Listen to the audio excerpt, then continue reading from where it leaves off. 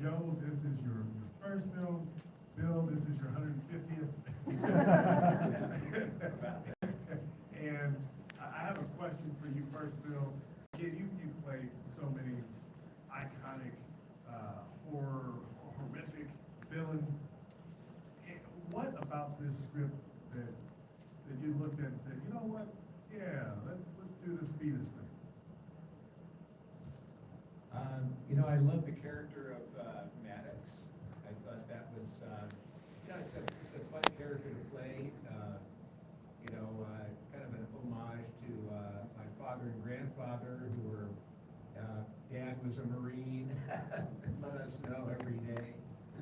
So it was a little bit of that character. Well, a lot of it really was channeling my experience with a very tough dad.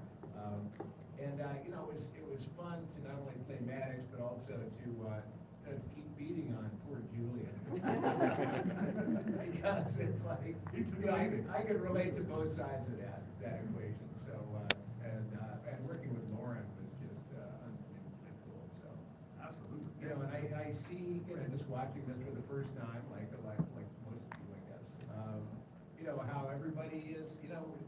We're into it. And that's the beauty of the genre. Is no matter how crazy the story seems, if you're into it, if it's your reality, then people can relate to it. I know you said you were trying to control the darkness. For me, early on, the movie that really freaked me out was the Texas Chainsaw Massacre. And I ended up having to see it. I saw it in like '75, and kept having to see it just to try to freak me out so much that I kept trying to see it, and I had to. That was before VHS, so I had to see it at theaters, and I kept trying to see it so that it would become common, and so that I could kind of dismiss it. And it didn't work. It just made it worse. Until finally I got the job as Chop Top on Chainsaw 2. And I remember showing up at the Coronado Motor Inn in Austin, Texas. And I was there, about to play Chop Top, just wondering, still with a lot of worried about the darkness, trying to fight or control the darkness. And then all of a sudden this car pulls up and out gets Jim Sedow, who plays the cook in the original Chainsaw and Chainsaw 2. And I looked at him, I went, "It's the cook!" And he goes, "Hey boy, how you doing?" And I realized in that moment that instead of having to compete or control the darkness, it's a lot easier if you just join it. I don't know where that came from. No, that's good. We're dropping some knowledge on that. That's really cool. Yeah, just join it, man. It's a lot easier. I think you might be right. So, kind of going to your legendary career here, and I have to use legendary because, well, it just is. It just is. I mean, the fact that you were able to experience Texas Chainsaw Massacre and then get to be in the sequel. I mean, that's phenomenal. How do you feel that horror has changed from the late 70s, 80s until now, or do you think that we're just as still messed up as we were? It's just as messed up. Yeah, I mean, there's some great stuff that keeps coming. The big difference, of course, is going from practical effects to CGI. That's basically it. Other than that, it really does come down to story. And that's why I like The Fetus so much. It's a great story. And it's got trappings of horror, but at the core of it, it's a family drama.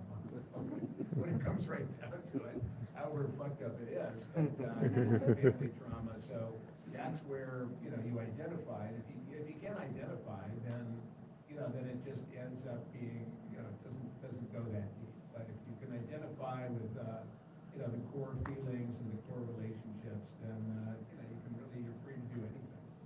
Absolutely, I couldn't have said it better myself.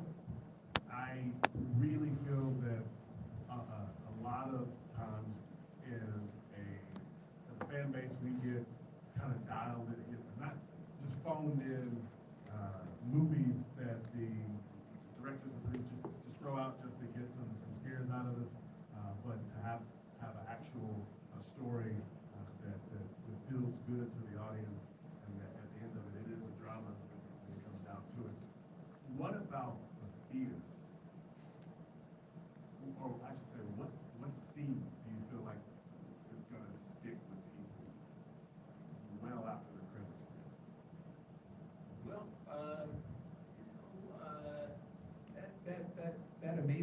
solo, I gotta say.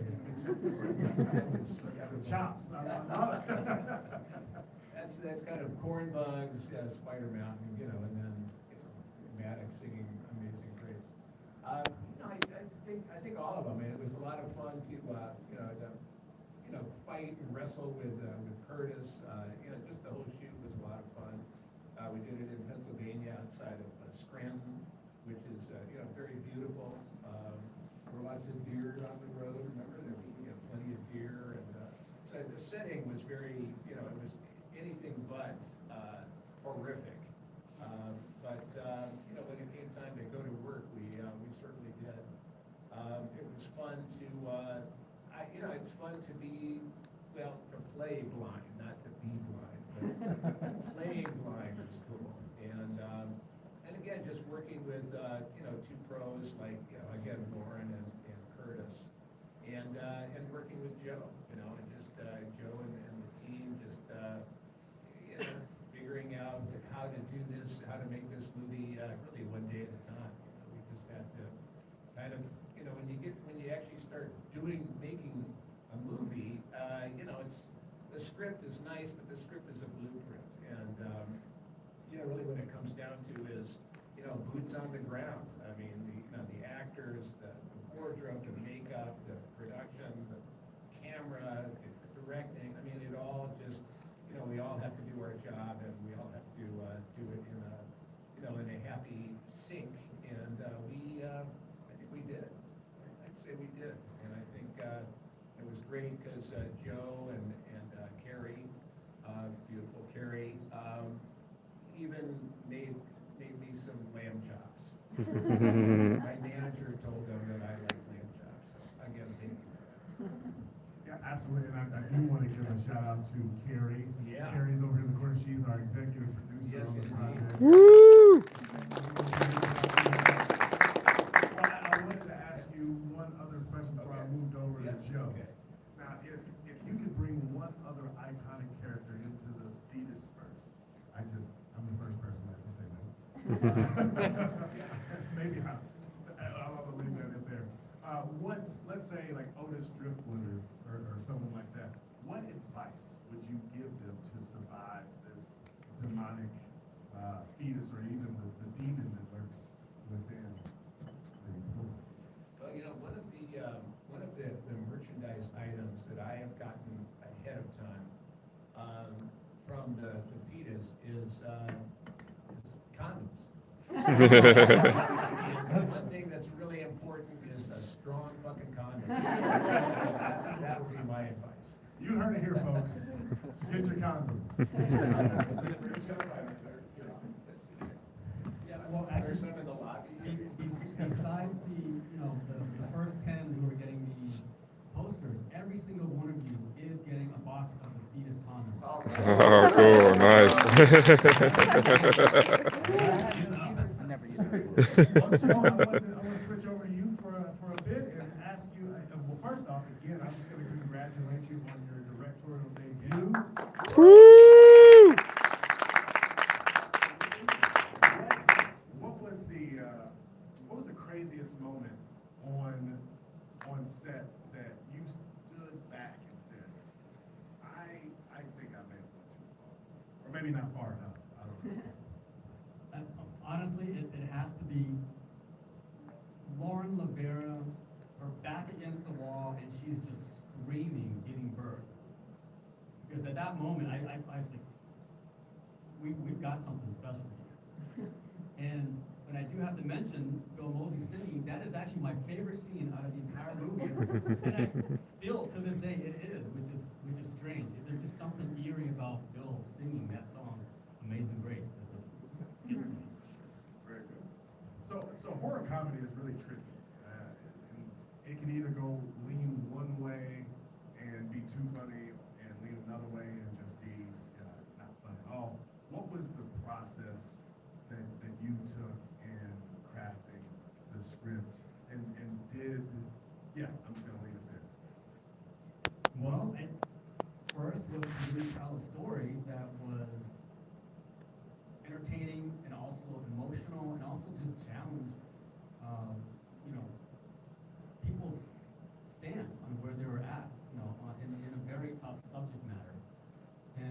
so I just wanted to wrap all of that into there and do it in a way where you could enjoy it as well and not take it so seriously. Because again, it is a tough subject matter, but I want people to come together to be able to enjoy this and experience it, regardless of whatever your background is. Now, this is not every director gets a directorial debut that gets a horror icon like Bill, and then someone who just got ingratiated into the royal family like LaVera. So what was it like having, and Lauren was on the project before Terrifier 2 came out, but what was it like on set with these two? Yeah, we lucked out 2 times. The first one was Bill was the very first person cast. Literally my top 3 choice. And you know, once he read the script, signed on, I mean, I thought, oh my God, wow, this is amazing because he has so much history and such a fan base. So many people love him and his work that you know, it would attract other talent to the project. And as a result, Lauren was the second person to come on board, and we went through 7,500 auditions. 7,500 auditions to find Lauren Yeah. LaVera. Yeah, submissions and auditions, and Julian Dennings was about 3,500. But when Lauren came on, it was just, I knew it. I felt it, Brent felt it, and it was absolutely the right fit. And this was, like Brent said, before Terrifier 2 came out, so we lucked out 2 times. Yeah. Very good. I'm gonna open it up to both of you for one question here, and then take a couple questions from the audience before we start wrapping up. So the horror genre has always been a place where you can kind of stretch the boundaries of storytelling. What made this story kind of fertile ground for telling the story? Oh, I just really wanted to explore what it was like if the thing that usually happens in a horror film, which is, you know, the good side versus evil, what if you were to merge them together, and the thing that's growing inside of you has the chance to be good.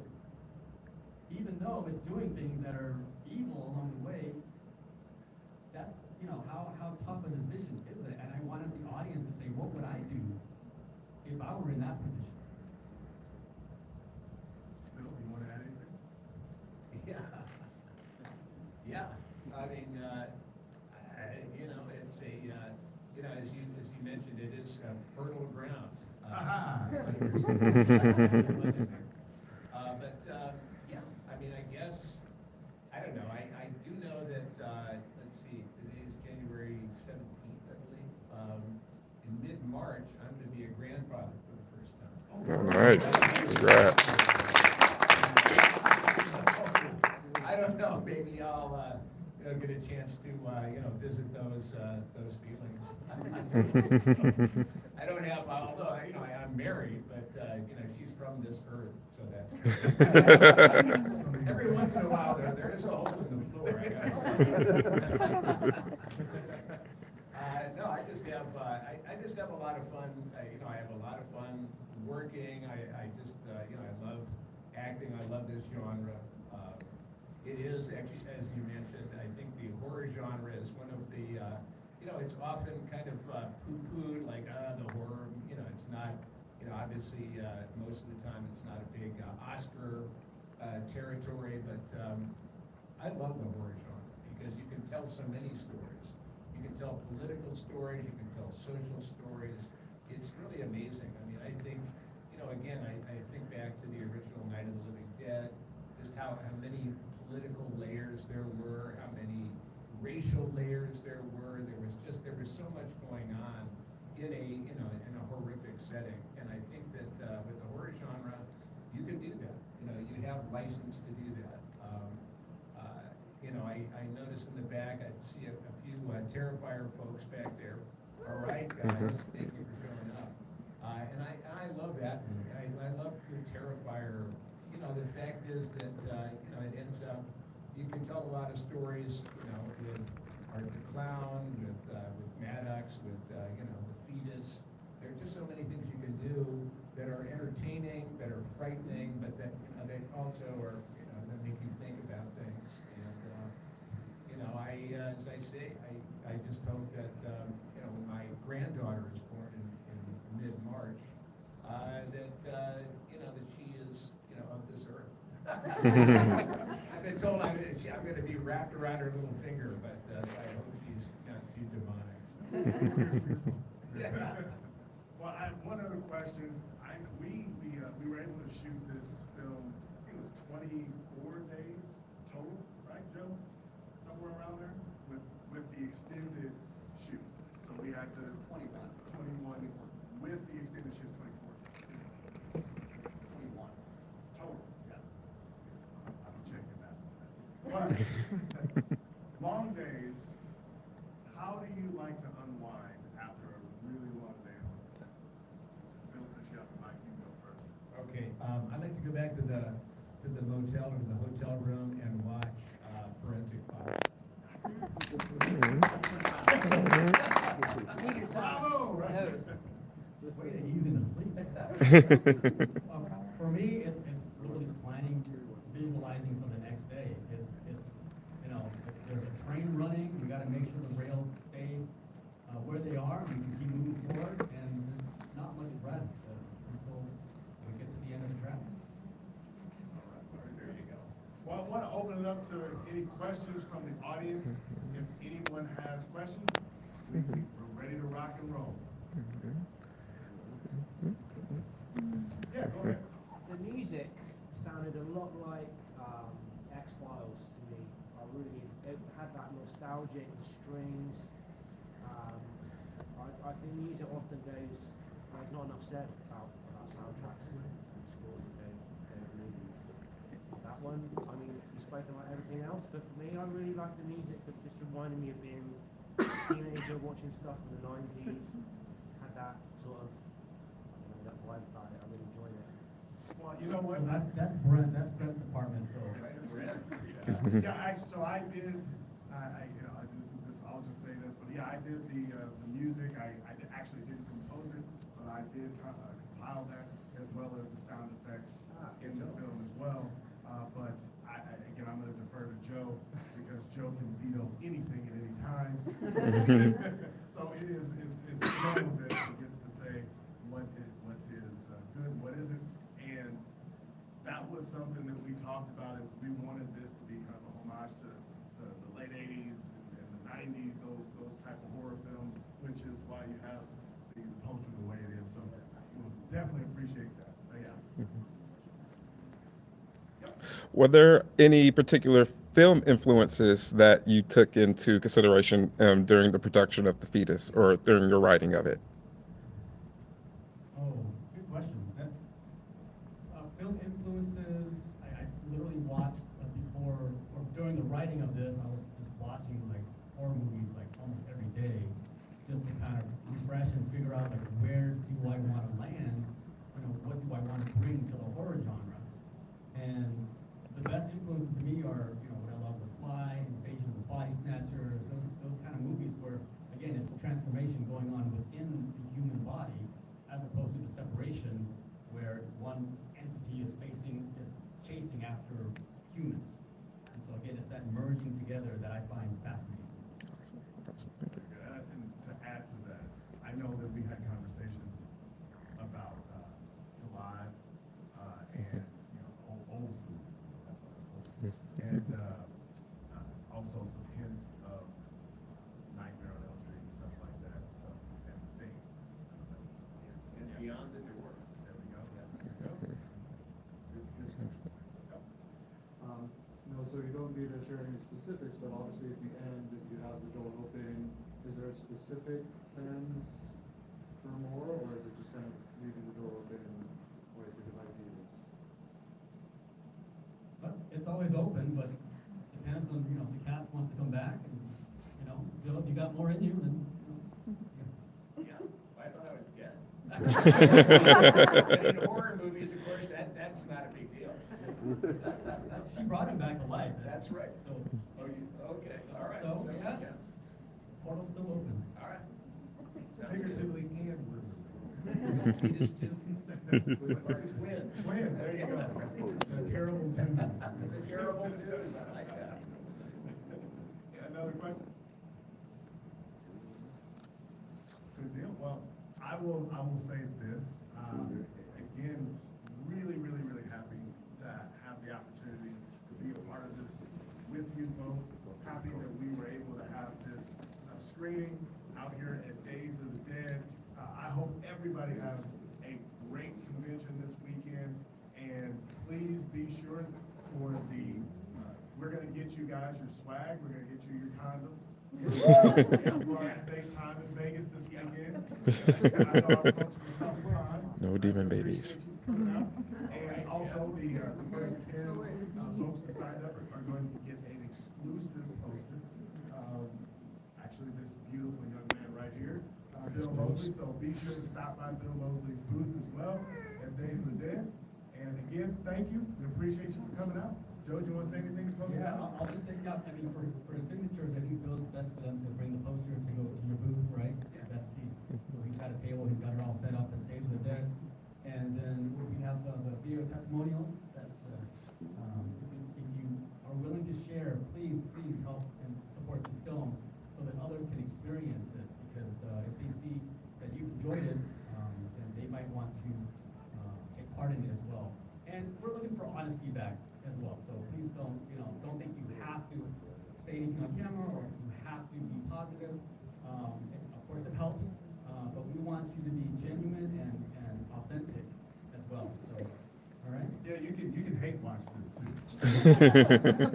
And I just want to say one more thing, and that was my real beard. You know, I shaved since that was my real beard. Nice. Woo!